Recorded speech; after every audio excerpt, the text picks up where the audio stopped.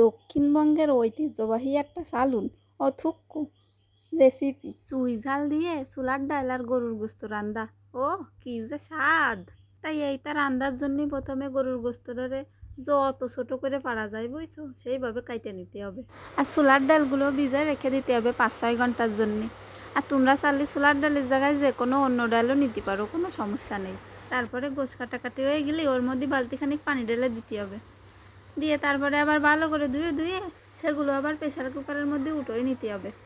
এরম করে সবটুখানি গোশ ধুয়ে একে একে প্রেশার কুকারের মধ্যে উঠোই নিতে হবে, কারণ গোশটুখানিক প্রেশার কুকারে দিয়ে হাফ সিদ্ধ করে নিতে হবে। এবার এর মধ্যে দিতে হবে পোয়াখানিক নুন আর কেজিখানিক হলুদ। তারপরে কাটিয়ে রাখা কাঁচা ঝাল পেঁয়াজ আর রসুনগুলোও দিয়ে দিতে হবে। এরপরে অল্প একটু তেল দিয়ে সেগুলোরে সুন্দর করে মাখানো শুরু করে দিতে হবে। এই মাখানোটাই তো মজা, যতটা সময় নিয়ে মাখানো যাবে ততটা সুন্দর স্বাদ হবে। তা মাখাতে আবার যেন ভাবনার অন্য কোনো জগতে চলে যায় না তোমরা। এবার এর মধ্যে গলা সমান পানি ঢেলে দিতে হবে। তারপরে প্রেশার কুকারের ঢাকনাটা লাগাইয়ে কয়টা বাসি মেরে নিয়ে আসতে হবে। এবার চলে আসতে হবে বাটাবাটির কাজে। খানিক জিরে আর কটা গরম মশলা দিয়ে সেগুলো ফিনিশ করে বাইটে নিতে হবে। সেগুলো আবার একটা পাত্রে উঠোই রাখবো। তারপরে আদা বেটে নিতে হবে, আর তারপরে রসুন আর পেঁয়াজও বেটে নিতে হবে ওই একসাথে। ওই সবগুলো বাটা হয়ে গেলেও ওইগুলো আবার একটা পাত্রে উঠোয় রেখে দিতে হবে আলাদা করে।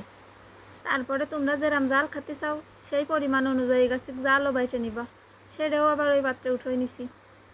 এবার কড়াইতে হাঁটু সমান তেল ঢেলে দিতে হবে, দিয়ে ওই বাটা মশলাগুলো ওর মধ্যে ছেড়ে দিতে হবে।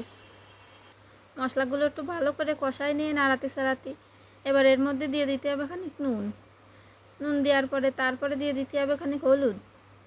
সেগুলো দিয়েও ভালো করে নেড়ে ছেড়ে দিয়ে মশলাটারে ভালো করে কষাই নিতে হবে। বউ এই দেখো প্রেশার কুকারে বাসি মেরে নিয়ে আসার পরে দেখো কি সুন্দর চেহারা হয়েছে। আর হ্যাঁ, এই জায়গা কিন্তু গোশটা পুরো সিদ্ধ না, হাফ সিদ্ধ করা। পুরো সিদ্ধ করলে আবার এবারই গলে যাবে না, মোটে ওর চেহারাও খুঁজে পাওয়া যাবে না ডালির সাথে। এবার এই হাফ সিদ্ধ করা গোশটা ওই কষানো মশলার মধ্যে ঢেলে দিতে হবে, দিয়ে খানিকক্ষণ সময় নিয়ে ভালো করে কষাই নিতে হবে। এবার সে আগের থেকে ভিজাই রাখা চুলার ডালটা ঢেলে দিতে হবে, দিয়ে আবার একসাথে ভালো করে নাড়াই চাড়াই কষাই নিতে হবে। এই কষানোর মধ্যেই তো রান্নার আসল মজা। এবার দুনিয়ার ধ্যান জ্ঞান সব ভুলে যাও, যাই শুধু কষাতেই থাকো। আর হ্যাঁ, আগেই তো বলিলাম চুলার ডালের জায়গায় যে কোনো অন্য ডালও ব্যবহার করা যাবে, যেরকম বুটির ডাল, মুগ ডাল। তবে আমার কাছে চুলার ডালতে গরুর গোস্ত এই রান্নাটাই বেশি মজা লাগে। এবার এর মধ্যে দিয়ে দিছি খানিকটা পানি। এই পানিটা দিয়ে কষাই নিতে হবে যাতে ডালটা মোটামুটি আকারে সিদ্ধ হয়ে যায়। এবার ঢাকনা দিয়ে ঢেকে দিয়ে রান্না করতে হবে। আবার মাঝে মাঝে ঢাকনা তুলে নাড়াই ছাড়াই দিতে হবে, তাহলে যেন আবার লাগিয়ে না যায় বুড়া, সেই দিকে আবার খেয়াল রাখো। ওই দেখো ওর মধ্যে আবার চুই জালও দিয়ে দিছিলাম, তা আবার বলতে ভুলে গেছি। যশোর খুলনার মানুষরা চুই জাল ছাড়া তো কোনো রান্না ভাবতেই পারে না। তাও যদি আবার হয় এরম ডাল গোশ রেসিপি, তাহলে তো চুই জাল দিতেই হবে, কোনো মিস নেই। আর দক্ষিণবঙ্গ অর্থাৎ যশোর খুলনা এইসব অঞ্চলে এই যে ডাল দিয়ে আর গরুর গোশ দিয়ে রান্না করা এই রেসিপিটা আসলেই খুবই জনপ্রিয় রান্না। আর যে কোনো প্রকার গোশ বা বোনার আইটেমে যশোর খুলনার মানুষরা চুই জাল ব্যবহার করবেই। এতে যে স্বাদটা কত গুণ বেড়ে যায় তা যারা খাইছে তারাই বুঝতে পারে। আর ডাল গোশ রান্নার অনেক রকম রেসিপি আছে, অনেকে অনেকভাবেই রান্না করে, কিন্তু আমার কাছে এই রকমভাবে রান্না করাটাই বেশি ভালো লাগে। যে কোনো রুটি কও, পোলাও কও আর সাদা ভাতি কও না কেন, সব কিছুর সাথে এই ডাল গোশ রেসিপিটা একদম জমে যাবে। বিশ্বাস না হলে রাইন্দে খাই এই দাও না বাপুরা। রাইন্দে যদি খাতি ভালো না লাগে তা আমার বাড়ি পাঠাই দিয়ে নে, আমি আবার না কব না নে। আর আমার কাছে মনে হয় যত কম মশলায় যে কোনো কিছু রান্না করা যায় ততই যেন সেটার স্বাদ বেশি লাগে। ওই দেখো কষাতে ডাল গোশের কীরকম একটা ব্যাপার চলে আইছে, কি সুন্দর একটা মাখো হয়ে আইছে, আর তেলও উঠে আসতেছে। একদম এই গা মাখা ভাবটা শুকোয় তেলটা উঠে না আসা পর্যন্ত কষাতেই থাকতে হবে।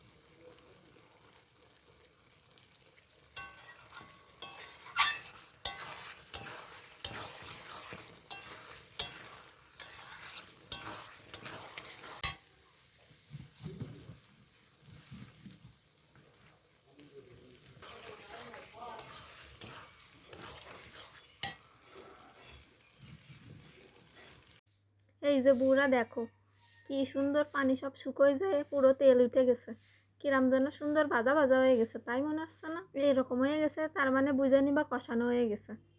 এবার এর ভিতরে গলা সমান পানি ঢেলে দিতে হবে, যাতে ডালগুলো এবার ভালোভাবে পুরোপুরি সিদ্ধ হয়ে যায়, আর গোশটাও যেন নরম তুলতুলে হয়ে যায়।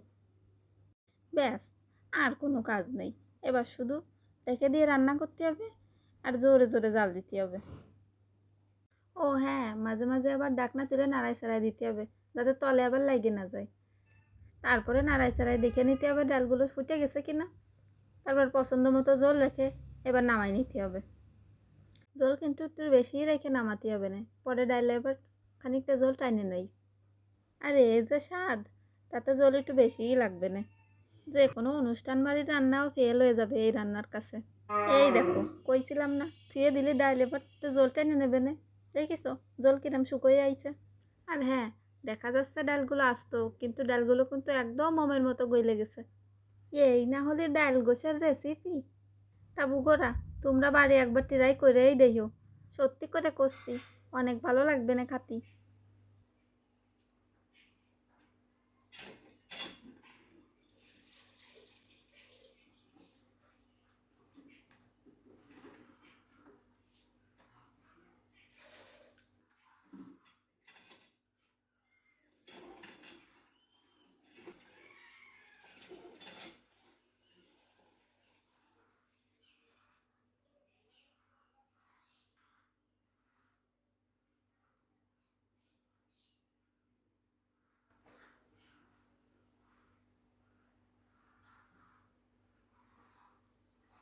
যে কোনো রুটি, পরাটা, পোলাও বা গরম গরম সাদা ভাত হোক, সব কিছুর সাথেই পারফেক্টভাবে চলবে এই রেসিপি।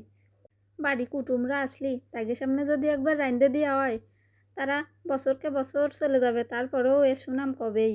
দেখে নিও, কারণ এটা এমনই একটা রেসিপি যা কেউই বলতে পারবে না একবার খালি।